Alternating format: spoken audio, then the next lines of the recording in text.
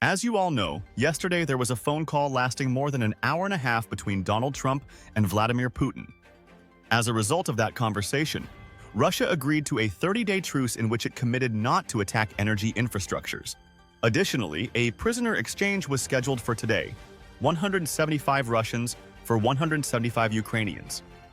However, reports indicate that among the Ukrainians captured in Kursk, there are 30 NATO officers who were trapped there while operating long-range ballistic weaponry.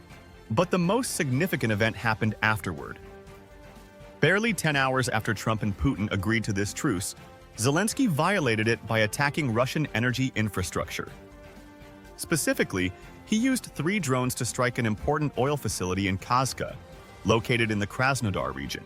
This refinery belongs to the Caspian Pipeline Consortium, a key company in the export of oil between Russia and Kazakhstan. And that wasn't all.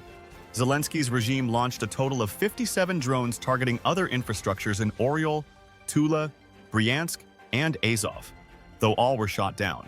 One of Zelensky's advisors, Andriy Yermak, justified this violation of the truce by claiming that Russia was attacking civilian infrastructure at that very moment, although not energy facilities. But here's the most striking part. It has been confirmed that Russia itself shot down 6 of its own drones, which were programmed to attack energy infrastructures precisely to honor the agreement with the United States. In other words, Russia upheld the pact and even prevented its own attacks, while Zelensky broke the truce within hours. And now we're hearing the same excuses as always, just like when the Nord Stream pipeline was blown up.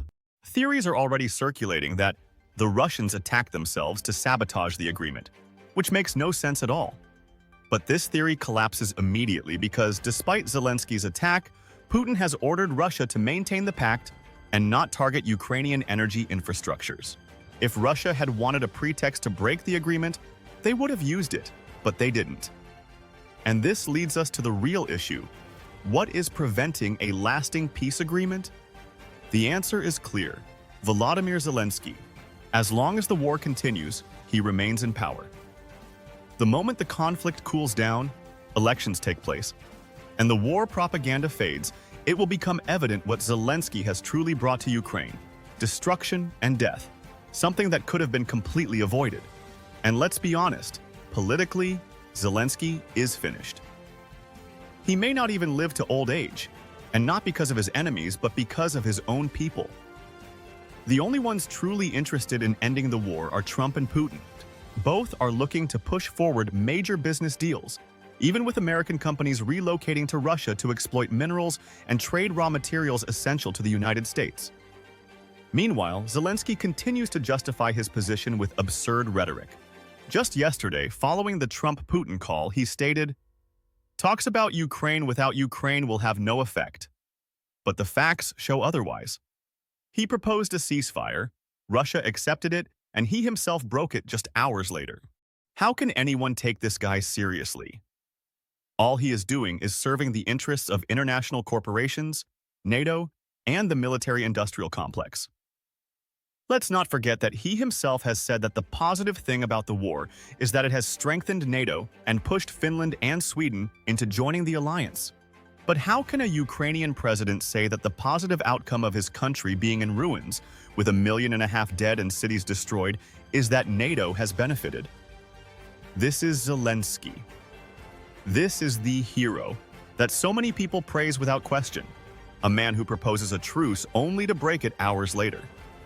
And so we remain trapped in an artificial war that only benefits major corporations and puppet governments in Europe.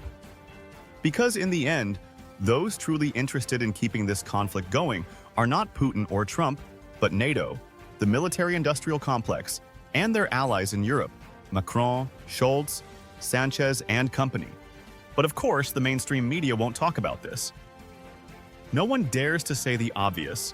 Zelensky does not want peace. And the worst part is that now he's even boasting about it. Where is all of this leading us? The answer is clear: nowhere good.